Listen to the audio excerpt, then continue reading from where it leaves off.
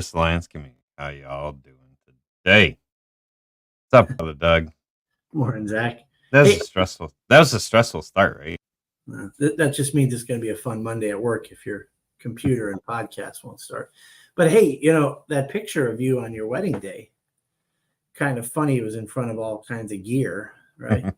The host was Yeah, that was only semi satirical because Yeah. I was setting up that day. So The irony was dripping throughout the whole thing, right? And she was over your shoulder watching and waiting. yeah, why are you getting ready? Yeah, Yeah, yeah, very nice, very nice. Well, congratulations, by the way. yeah. Thank you. 11 years. It's been a wild ride, and she continues to put up with my crap. I stressed her out all weekend. I'm just gonna put a new base on and have a nice little standing desk. Turned into an entire day project on Saturday. Yeah. Uh, Can you interview her and ask her how it felt and went for her? Would she come on? no, well, I mean, she's at work until 10 o'clock in the morning. Yeah. She works overnights, so she's an early morning person. Oh, I didn't know that. That's why I can get away with what I get away with doing the podcast in the morning. Yeah, makes sense. Anyway, how was your weekend? My daughter's in college and she's studying music, so she was in a couple different performances over the weekend. So back and forth, hour and a half, but it was great. Little Chloe singing some operatic scenes, and she played Salieri, right? That's the Mozart's sort of enemy, and it was sort of a comedy. And oh my goodness, man, it's kind of cool to see your kid grow up and be good at something, and just capture the audience and have everybody have fun. I'm very proud of her. So it's worth having babies, Zach, to see them grow up and to do things, or work through difficult things. Those are proud moments as well, right? Oh yeah. Yep. Our little 7, almost 8-year-old. She's a hoot. Yeah. I can see the beginning stages of that. That's it. Yeah. Well, today we're talking about coach, getting a coach. This week's theme is mindset, thinking, whatever. And one of the things that I found in my own life, I don't know about you, Doug, but for me, sometimes we'll get stuck in a thought pattern. I just need a little bit of help to kind of break that, right? That's where a coach really comes in handy. Having someone, it's great to have a mastermind beside you, to have that group of friends that can hold you accountable. But having someone who's paid and really doesn't have any vested interest, one way or the other, they can be just a truly neutral party, and hold you accountable. I don't know. There's just something about it. I've had a lot of accountability over my lifetime, being a Christian, and being in a part of a men's accountability group, 3 other guys for 15 years. That's a great place to bring your challenges and your mindset and your struggles. But you're right, it's different than a coach, because we try to be great coaches to each other, not to go and meet and try to fix each other, which is a guy thing. I thought we did a pretty good job of asking questions, but to have a true coach is definitely a different experience. I've had 2 sessions now with mine, and gosh darn it, he never answers a question that I ask ever. It always comes back as a question to me, and it is pretty powerful to experience. So yeah, it's you begin to learn that when you're being coached, it's always going to be another question. Yeah, it's amazing. I do wish maybe I can pay a little extra and get like 3 freebies, like 3 free answers. Yeah. I actually tricked him this last time we met. I go, listen, can you just help me? You give me your opinion on this question. And he said, all right, I'll take my coaching hat off and I'll put my business hat on. And he answered it briefly and then went like that. And I was like, oh, we're back into it. So, but it is a different experience. I know that what you have explored in this direction, right? As a coach, and it really doesn't matter so much of the subject. I mean, you have to know the subject, but a coach, Sure. wouldn't you say? Yeah, it's just someone that's a little further along Mhm. in whatever you're trying to do, right? Whether it's health or business or life, it doesn't matter, right? Like it just has to be. I've used this analogy before. If you paid attention to the morning grind ever before, you think about the coach on the baseball field. They understand the mechanics. It doesn't mean they're the greatest baseball player Mm. ever, right?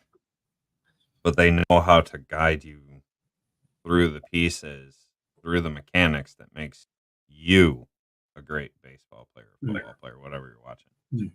Mm. And so the coach's job is really just to kind of help you find those things that are within you. That's why I ask so many dang questions. Those things are within you. You have the capability to be great at whatever. Mm. Or you don't, and they're going to tell you you don't. I mean, how many times have you experienced the coach like, it's Yeah. probably not the way to go. Let's kind of go this way, So that is the value of a coach, for sure. Well, I feel like there's at least two schools of thought, which is you're set out on a course and you're going to figure it out yourself. Doesn't mean that you don't seek advice here and there. Doesn't mean that you don't read a book or take a class and improve yourself. But that a natural path is just trial and error and identifying your successes and working on things that didn't work and trying not to repeat that. That's one approach. And then another one would be to, and I'll steal words from books, create an inner circle that can set you up for success. Or now I'm couching it like that's the better way. It could be there to be a sounding board or someone to give you advice, or point you in a different direction or give you a different perspective. That's what someone else who you can, seek out. So that's two different ways, because I know that there's probably plenty of people in the audience go, I'm doing fine. I was here and now I'm here and I've learned a lot. And I haven't failed enough that I'm out of business. It was a bump in the road. And I think that that's a very viable one. I can't tell if I'm just being impatient. So That's how I've done it so far. let's look at this for those that are against the coach. Let's put on our devil's advocate. Maybe not against, but not needed. Like, we don't need. Don't think it's necessary. Yeah. So when did Tiger Woods start golfing? He was like what, 3 years old, 4 years old, something like that. Yeah, 1.5. Yeah. Yeah, it was crazy young. And he has this, like, we think of him having this just natural gift of being a golfer, right? And he's a naturally gifted golfer. I personally, without an insane amount of practice, could not just walk onto a golf course and swing a stick like that. It's just not happening. So he has a natural gift. Tiger Woods had a coach.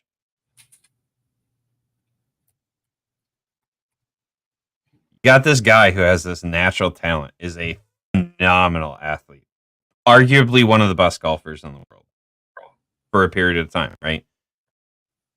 Had a coach.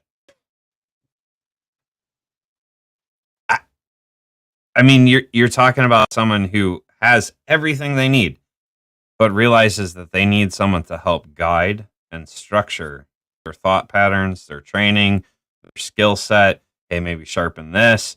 Like someone who is literally the best in the world still needs a coach. Why wouldn't I need a coach? Well, I mean, there's in history, there have been times that coaches have taken maybe an athlete off course, a coach that has made him change his style or approach. But for the most part, it seems like the effort is to be the best version of yourself. But again, I feel like I'm personally tainting it in that direction, Well, let's pray it in, because I can share from both sides of this. I can share from a coach that guided me down the wrong way, and I can share from a coach that's pointed me in the right direction. Pray it in and really get into this. Good morning, Lord. We thank you for the gift of the Holy Spirit that at one time, Lord, you were here on earth, shoulder to shoulder, and the greatest gift ever, your Holy Spirit, dwells in us and around us. And so, Lord, I just pray that today, this morning, this week, that we hear the whispers and the hollers of the Holy Spirit, the signs from heaven pointing us in the ways that we need to be to love thy neighbor and love ourselves, Lord. I lift up all of those who are struggling right now to love themselves, to believe in themselves, to believe that they are a gift from God. Lord, I pray for those who are fearful of stretching and growing, that lack confidence in themselves, Lord. I pray today a sense of peace, a sense of power that comes from you that gives us the confidence as a child of God to serve, to live, and to love those around us. And we lift all this in Jesus' name. Amen.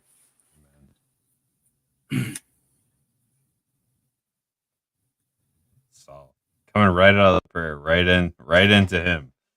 Oh, we love you, brother. We love you. Yeah.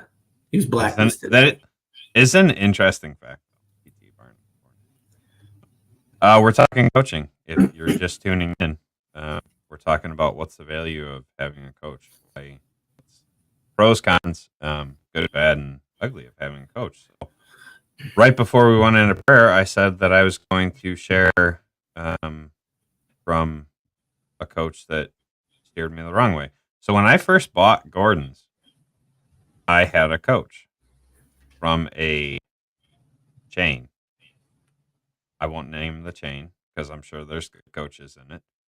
But his philosophy was spend, spend, spend.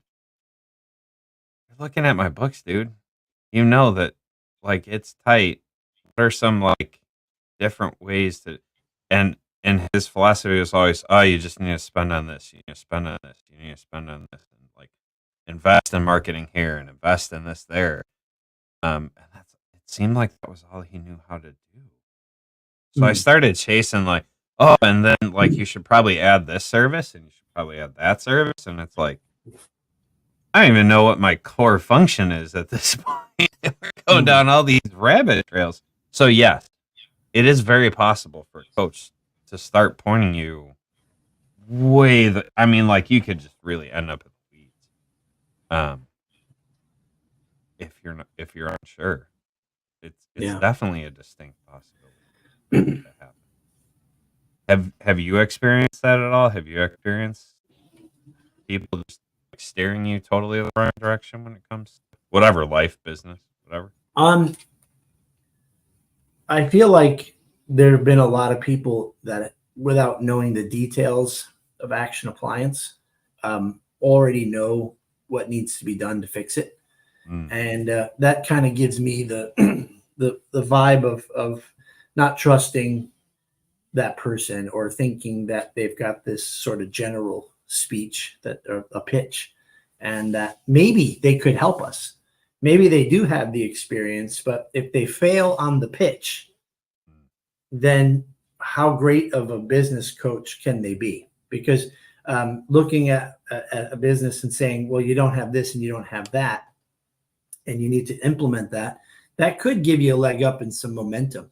But what we're really truly looking for, in my opinion, is someone that can navigate you through not just your systems and your process, but also your mindset. I feel like that's what I would want, is some sort of mentor. And again, so those are the ones that, and you see them on Facebook all the time.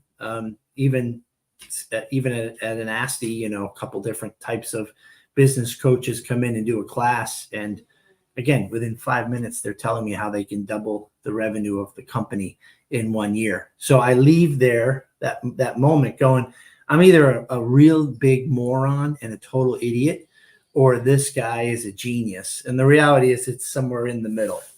He's a bad salesman, in my opinion. So I stay away from that. So you started the podcast by saying your coach asks you questions and then answers your question with a question. Yeah. When you say the number one like requirement of a coach is the ability to ask really good questions Oh, it's powerful. and a lot of questions. Yeah. Yeah. Well, and you can get overwhelmed. I know that I can start thinking about the business and the challenges and then all of a sudden divide up my thoughts and my energy into 8 different areas. But it's pretty amazing when you can ask great questions that don't overwhelm you and really help you zone in on the direction that you want to head to. I think it's better that I create the direction and not have someone look over the business and say, here's where I see you're strong and here's where you're weak. And these are the things you have to do. I feel like, I'll learn from it, but what's better than that from me processing it through great leadership and mentoring by helping me realize it for myself. Sure. My current coach, she did something very similar. So our first session, she's like, I'm gonna let you talk for like, I don't know, I'm gonna set a timer. I think it was like 10 or 15 minutes, whatever, 20 minutes. Crazy. Never done that. And she's like, just everything that you want to get out of the session, just like just stream of conscious, just keep going. And I'm not gonna talk, I'm not gonna say anything. You just keep going, and if you feel like you finished the thought, I can interject and ask another prompt, but just go. And so I did, which was weird for me. Like, you would think that I'm quite good at just like, spewing all the time, but I'm not. I get really quiet, so it was really hard for me to like go for 20 minutes. It was a challenge. It was. I bounce off of people. I enjoy that back and forth. Mm-hmm. But then after that, she goes, okay, so what I hear is, and correct me if I'm wrong, and like she kind of filtered through that. Okay, so would you like to go this way, or would you like to go this way with where we're headed? And so she just would ask those questions. And then in that, one of the things she said is like, I feel like you just need to do this. Is that what I'm hearing you say? Is that, and so she just continued to ask questions back and forth and back and forth. Kind of let me dictate which way I was going to go. So like you were saying, someone comes into your business and begins to ask questions to understand the business and understand you and understand your mindset. And then you kind of dictate, hey, I'm looking to do this with my business. Mm-hmm. How do I get from here to here? And they ask you and guide you within that path. That's kind of what Yeah. I guess if we think about it like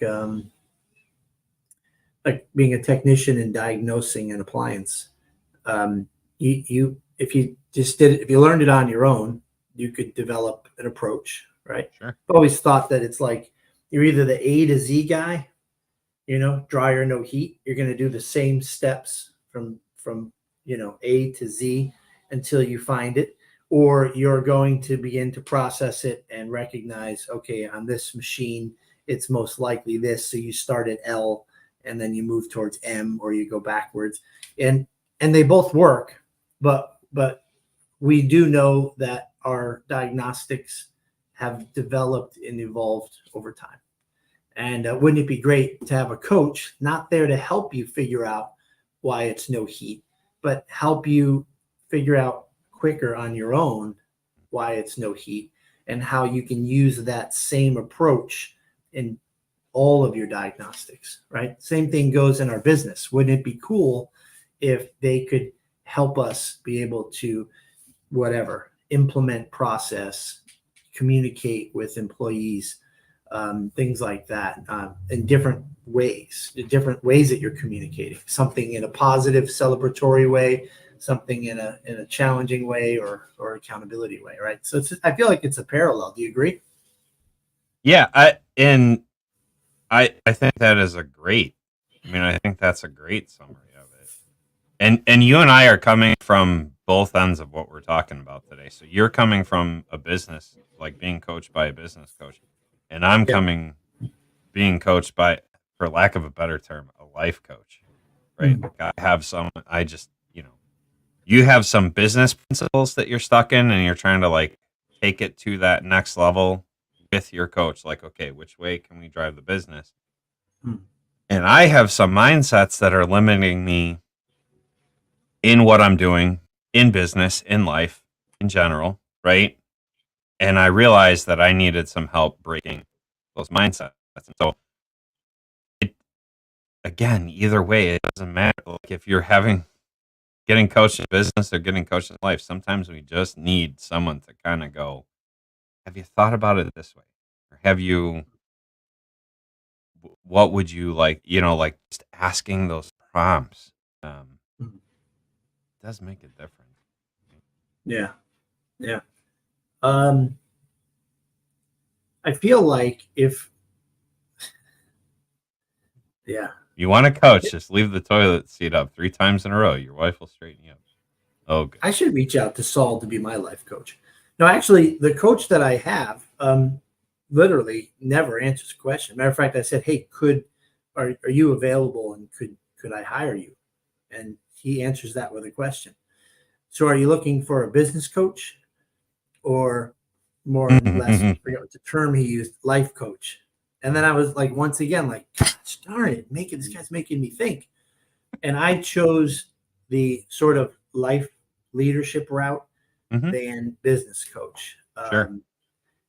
Because I'm thinking that as a business person, if we come up with a great idea, but we don't know how to implement it or we don't know how to communicate it, it could and would get done potentially. But I want it to be as efficient and as successful as fast as possible.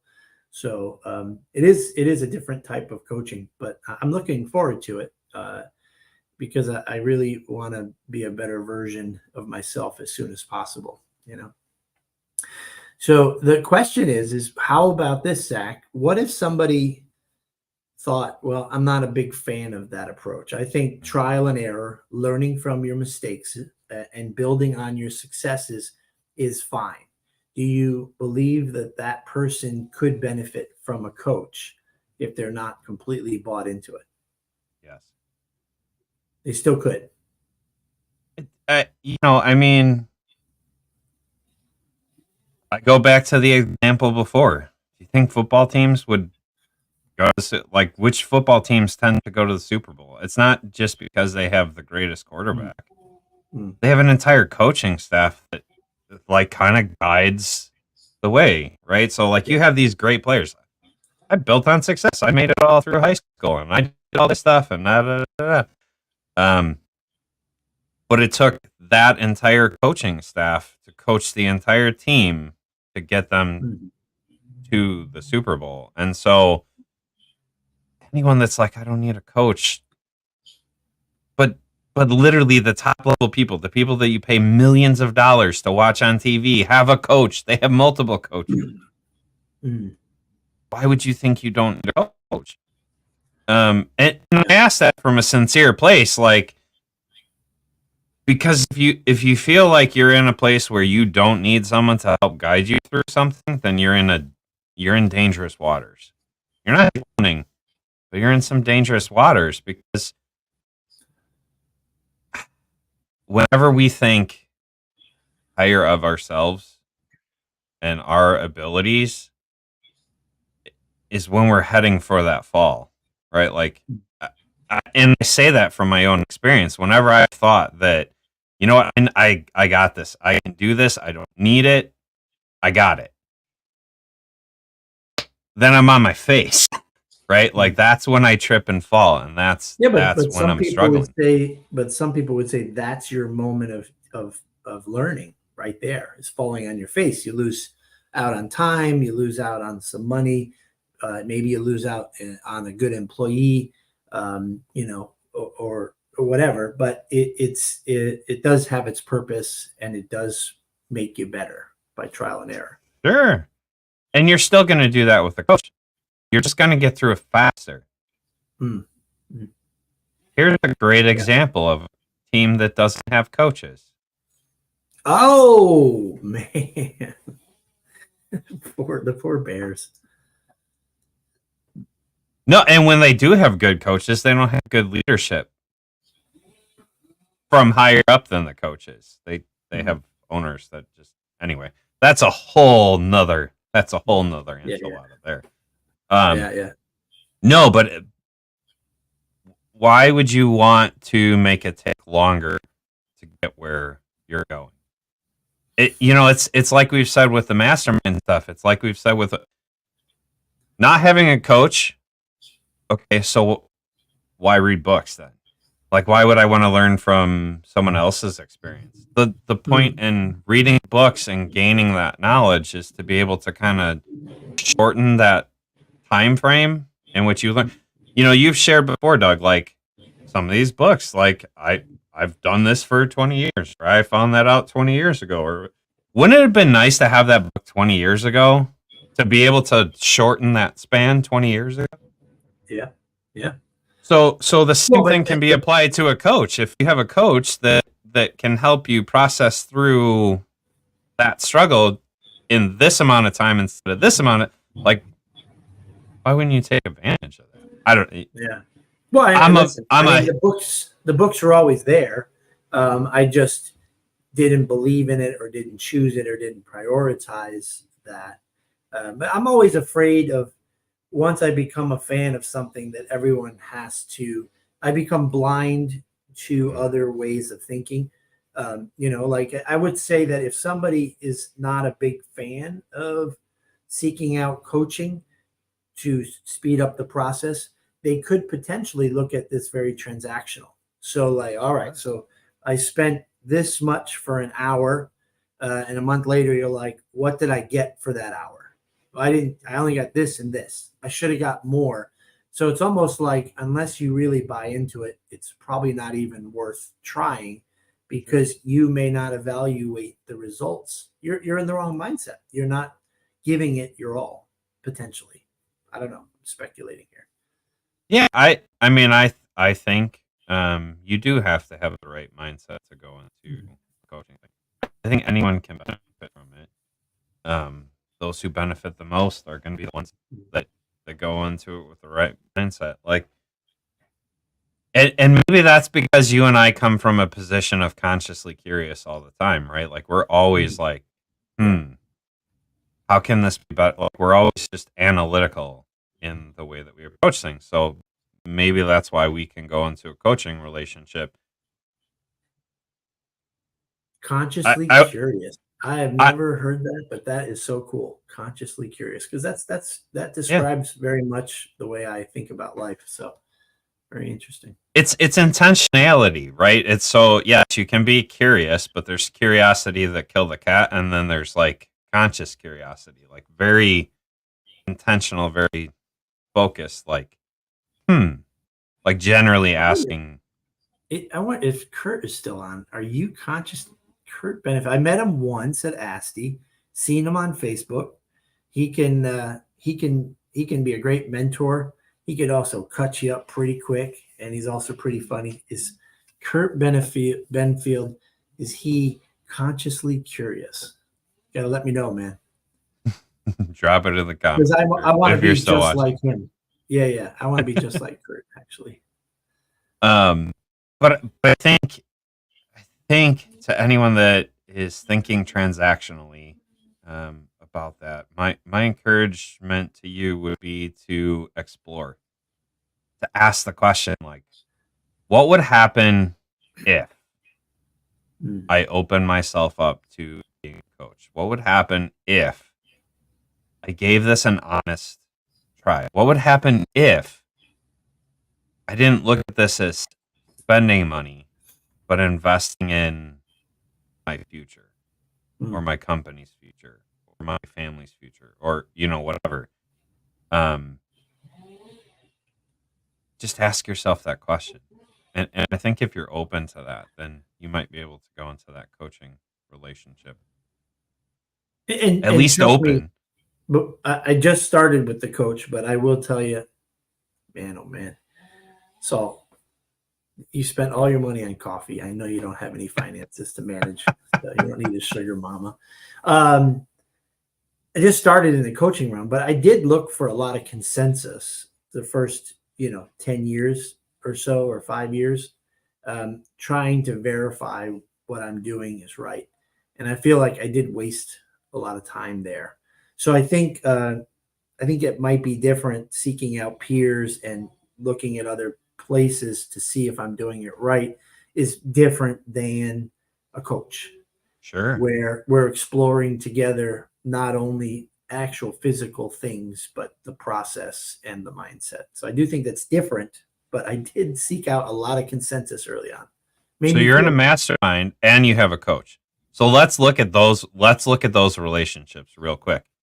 Do Mhm. you find that your coach kind of no holds asks different questions than your mastermind asks? Like there does there are times that someone in the mastermind, because we have a pretty good group, will ask the tough questions, um, or difficult questions. However, there is a larger audience. So when you have a coach who's there for you, for your challenges, your ideas, your issues, that's that's pretty special right there. That's very intimate in a sense that it's about me. Because when it's never about me ever, when you're running a company, you're there for the customers, you're there for your employees, and then when I get home, I'm here for my family. And rarely is it about me. But with a coach, it is about me. In an accountability group or a mastermind, we're there for each other. us? Yeah, Yeah. yeah. Mhm. So it is different. It's more intense there. I think both are necessary. I'm not trying to say one way or another. I just Yeah. for people that are maybe in that middle where it's like, well, I got a mastermind. I don't need a coach. You know, I think there's value in both relationships, right? Mhm. I think there is value in hearing from others who may have a similar experience, and then I think there's value in hearing from someone that isn't going to put up with your shit because Right. it's not for them. Like it's not personal. Like from a page of Doug. Like it's not personal for the coach. It is, but it isn't. Right? Like their outcome in life is not dependent on how No. you answer, and so they're able to give that honest and critical feedback sometimes. Yep. Yep. Um, Agreed. Then I I would don't know. think a coach is like a therapist in the sense that you have to interview, and maybe if it's not working, if it doesn't feel like there's a connection, maybe Move on. move on, start somewhere Mhm. else.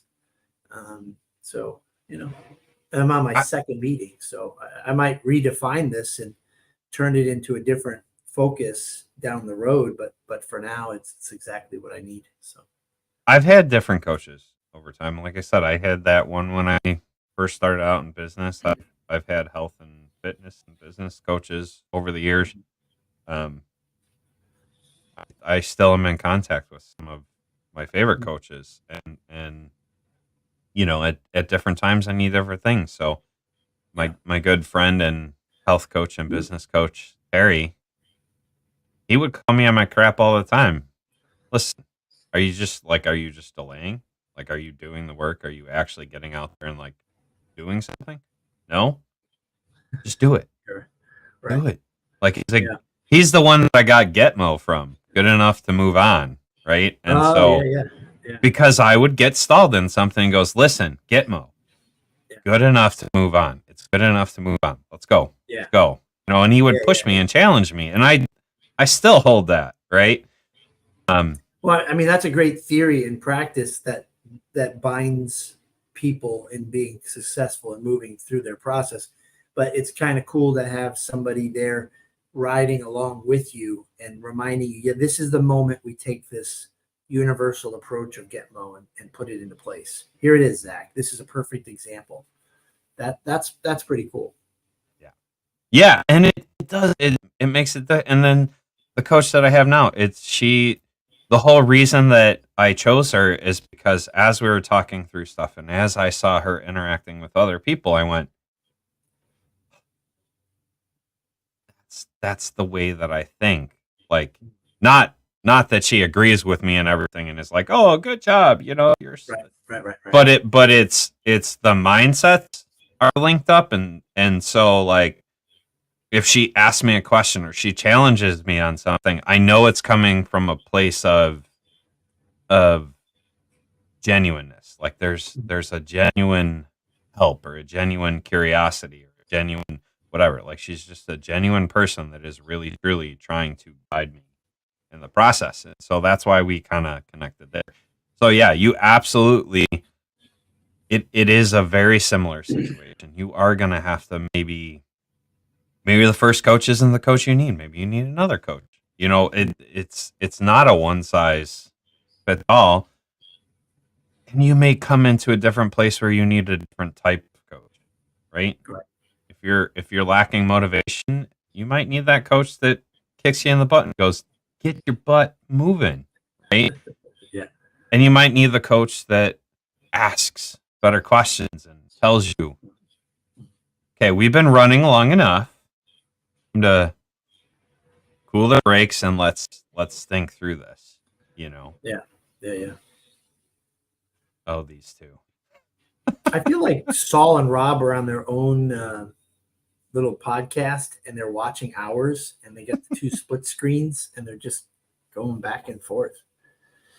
Can we bring Saul and Rob on next Monday? If they want to come on, I'll bring them on next Yeah. Monday. You guys, can we all come on together since you've been trash talking us every single Monday for the last year? Let's get to the heart of it. It's an official invitation. It's an official invitation. Oh, we love these two guys. So. Yeah, of course, absolutely. No, I hopefully that helps. Like, hopefully that helps some people think about that coaching relationship maybe a little bit. We don't get anything done now, Saul. Yeah, right. Come on, the solid 67 people that watch us because the court ordered them to. It's all good. I really do believe there's two valid perspectives here. I mean, because sure. we do, and we know for sure that there have been successful people that figured it out all on their own, and then there's those who,